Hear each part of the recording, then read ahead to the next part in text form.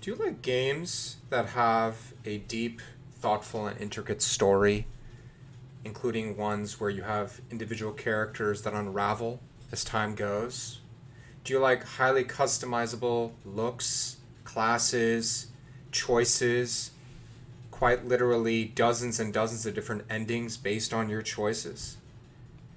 Do you like strategy in your combat? Do you like to be rewarded for skill and for utilizing the environment to your means and to your end?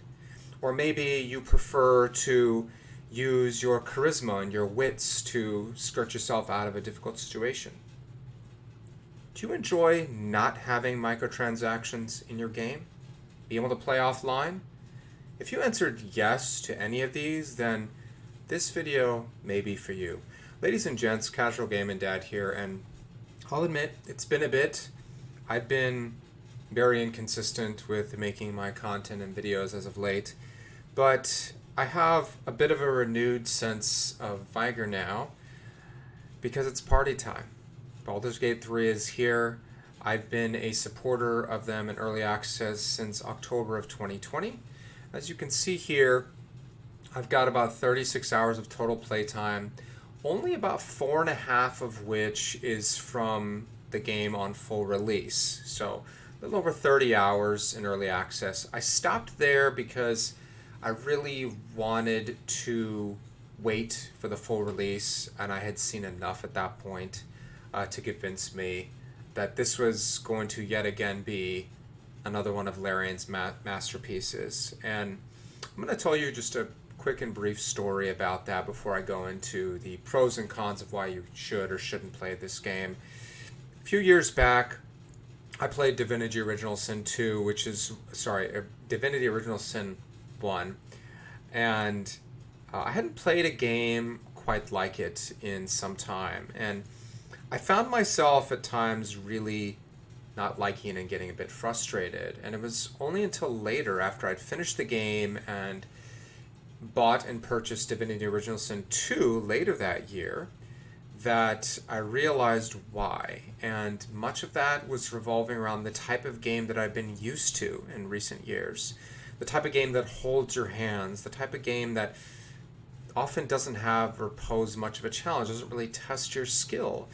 The types of games that the story were often lacking. The types of games where I had to really think outside the box and be very, very rewarded for doing so and being creative and thoughtful. And Divinity had me do those things, and I wasn't used to it, and I got frustrated at first. And admittedly, it made me think a little bit less of the game, a little bit less. I did caving and looking some things up as opposed to figuring things out myself, and it's kind of unfortunate that happened.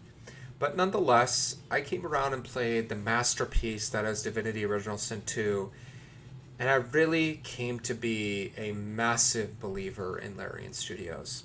And to be quite honest, they're really truly the last bastion of hope for me personally when it comes to so many game studios, and I'm really genuinely excited for their success with this game. And I'm a big fan of the Baldur's Gate series. I played them many years ago on my PC, and I remember really loving and enjoying them, especially Baldur's Gate 2 and Throne of Baal, the expansion. So when I heard 6 years ago that Larian announced that they were going on this endeavor, I couldn't have been more excited, and I was really happy that it was them. They were the best pick for this type of game. So anyways, let's get into it. Let's talk about some of the pros and cons and why you should or shouldn't play. I talked a lot about some of at the start of this video, some reasons why you should play. Game can be a very rewarding experience for players who really just take their time and enjoy the journey. It's not about rushing to the end game in a game like Diablo, which is a very different game. I'm not going to be making comparisons to that. I know that's on a lot of people's minds right now, and there's some memes about teleporting out of a dungeon in Diablo 4 into Baldur's Gate 3. I'm going to stay away from that and focus on this game because they're two very different games.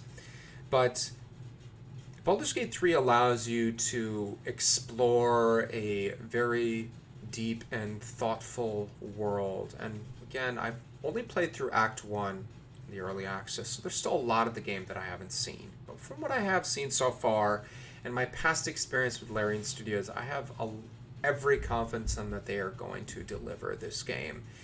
And the character customization is very deep and very thoughtful, and allows you to really create a character in this D&D universe to look almost any way you like.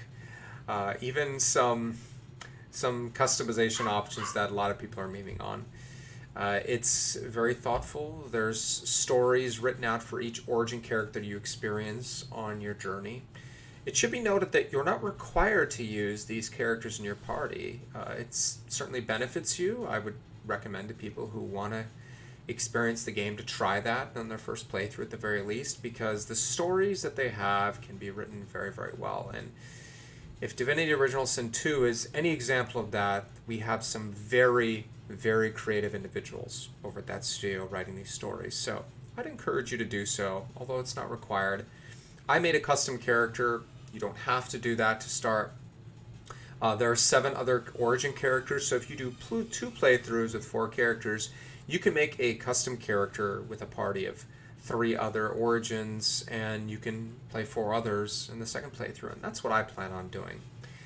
The combat in Baldur's Gate 3 is going to be very, very different from Baldur's Gate 1 and 2, which had a very old style of stop, pause, or just constantly active combat in which you had very little control. You would have to pause it to cast spells. Baldur's Gate 3 is more akin to Divinity Original Sin 1 and 2, in which it's turn-based. You can see it, we'll see at the top of the screen which character, either on your side or the opposing team, that's going next. At the start of each battle, you're going to roll initiative, and that's something that, if you're not familiar with D&D, that you roll initiative, and the higher that number is, the more likely you are to go earlier in the turn, right? And that stays you roll that initiative for the entire battle until it's over with. So if you roll a really low number, that means you're probably going to be lower for that character on the turns for the remainder of the battle. And so you do that, and you take turns, and you have a certain amount of movement you can do based on a number of factors. So if you're not familiar with D&D, you might want to make yourself a little bit more familiar with the 5th edition, so you understand a little bit more about how that combat works. And so they've integrated it very, very well. As someone who has played D&D many times in my life, I can tell you that they have indeed integrated that extremely well into this game, as good as it can be into a video game, as far as I can see. Probably better than any other. The only other one I can think of that really did quite a good job, well, I'd say the best, was Neverwinter Nights, introduced in, was it 2002? I may be right about that. They did 3rd edition, so here we are at 5th edition. And when you do attacks, there'll be certain things, like there'll be a dice that's rolled automatically for you that'll increase your chance of getting a hit off. There's your hit dice, which means that you hit, and then there's your damage dice, which means that it rolls. So if you roll a 1d10, that means you can roll anywhere from 1 to 10, and depending on the roll you get, plus modifiers, you're going to do X amount of damage, right? So there's a lot of depth and complexity to that system, and that's something that is characteristic to D&D, so again, that's there. But the strategy and the options you have at your disposal that Larian has borrowed from that space they've used in Divinity is quite something. You can use the environment to your advantage. If you shoot an ice spell at an enemy, you can freeze the ground and make it slippery and make it more rougher terrain, so they move slower, they have a chance to fall prone. And if they fall prone and get knocked down, they have to spend an action to get back up, and that means they don't get to move anymore for that turn. Similarly enough, you could have grease on the floor and throw a fire spell that'll light up and burn enemies who walk through that area. So there's a lot of depth and a lot of opportunity to utilize the real environment around you to aid you in combat. I was playing yesterday, and I was battling some enemies, and one of them was right next to a bridge, and I used a spell that pushed them forward, and it showed when I cast the spell where I could move the spell in a direction. It showed where they would get pushed, and I could see an arch, and based on that, I shoved the person in an area that I knew they would fall off, and they took a lot of fall damage. Not only that, but they were far away from me and really had to run towards me again just to be able to get close enough to do damage. So there's a lot of rewarding systems in the combat. So there's that. There are no microtransactions. unbelievable. In the year 2023, when we have a plethora of massive gaming releases, more so than we've had in recent memory, to have a game of this scope, we've got over 500,000 concurrent players right now on Steam.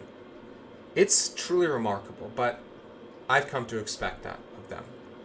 I purchased the game for $60, and I was fully expecting them to raise the price to $70 like many other publishers charge for their games now, and they did not, and I'm not surprised at all. There was no playing the game, there was no paying to play the game early. There was nothing of a sort, right? You can play the game offline, you only need an internet connection to do updates when they release patches and hotfixes. That's it. If you want to play multiplayer with your friends, you can. There's Twitch integrations where if you watch your favorite streamer, if you play, people can inspect your party, they can vote on your dialogue options as well, so there's that piece if you like that. But other than that, it is the full game, no DLC, no nonsense. Everything is there from day one. And let me tell you what I fully expect from Larian to do in the coming years.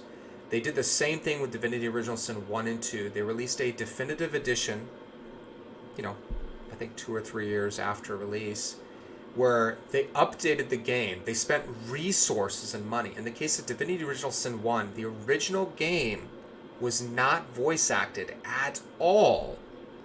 I played the enhanced, I played the definitive edition, and it was fully voice acted. So Larian went back, spent the money and the resources, and gave everyone a free update of that magnitude.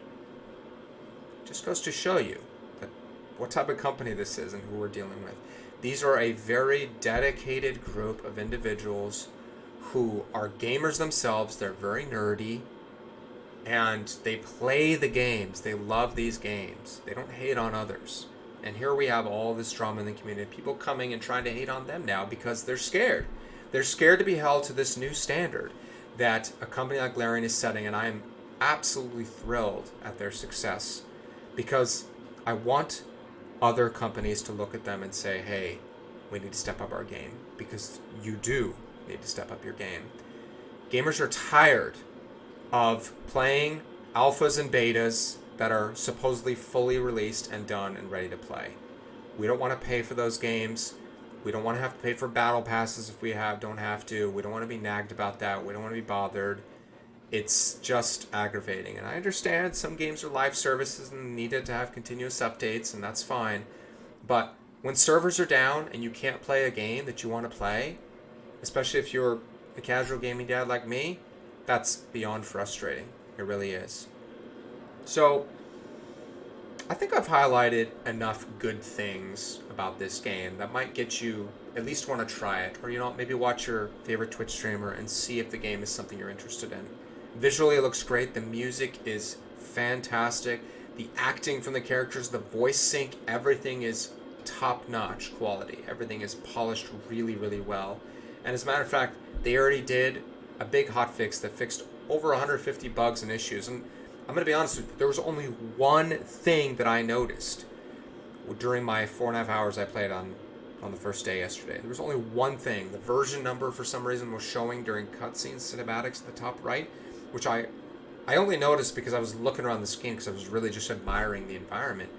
And that was the only thing, and they already fixed that now. But other than that, I had no glitches, no problems whatsoever. The game was running flawlessly. So let's talk about why are some reasons you might not want to. Well, I'm going to talk about the D&D aspect. That may not appeal to you. It may not. It's going to be a bit slower in terms of combat. It's more methodical. It's more thoughtful. There's more strategy. You're rewarded for thinking outside the box. Okay? That comes not just to the combat, but to progressing through the game. Sometimes you're going to walk near a place, and you may need to stop and think, what should I do here? Should I take a risk when I'm talking to this person? Should I try to convince them down from a combat situation? If I fail, are they going to attack me? Because you have to roll a dice, right? And based on your character and how you customize them, maybe you have high charisma, you increase your chance. Maybe you don't, right? So there's a lot to consider when it comes to that. So for some of you who work maybe a type of job or something you do every day, this might, but some might, it might feel like work to you. And for that reason, it may not be as fun. And I don't know about you, but I play games for fun. I don't have some hole I have to fill. I'm not younger where I played primarily a lot of times online to play with friends, right? I don't really feel like I need to do that anymore. When I do that, I do it for fun. It's because it's something I enjoy. It's not because it's something I need to do. So now when I want to play and I have the time to play, I'm going to sit down and I'm going to play because I want to enjoy it. So I think if I had a very, very difficult, maybe very high stress, frontal lobe, really focused job, it might be a little difficult to play this game because it might kind of feel like that. I'm already doing that all day. So that might be a reason why you wouldn't want to. The other thing is maybe this just really isn't your type of game. Maybe you're used to maybe first-person shooters, or maybe you just prefer a more mindless game like an ARPG, right? I'm sure you can come up with some of the more popular ones, right? So maybe that's your style of game, more fast-paced, more don't have to really focus and think much. That's how you unwind. And if that's the case, then this probably isn't your kind of game, and that's okay. There's nothing wrong with that. I just want to be clear. There's people need to stop shaming others for playing a game, regardless of the reason, or not playing a game.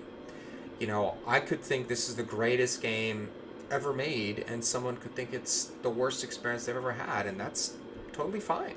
I don't think there's anything wrong with that, right?